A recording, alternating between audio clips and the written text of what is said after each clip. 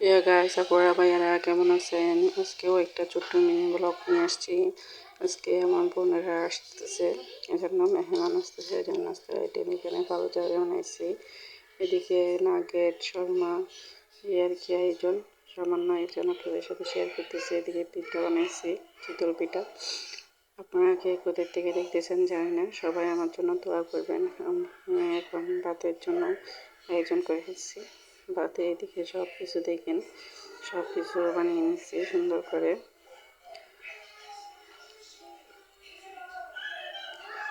চিংড়ি মাছ, ডিম, chicken fry এগুলো আর কি যা যা মেহমানদের জন্য তাকে আয়োজন করা হয় তা আর কি।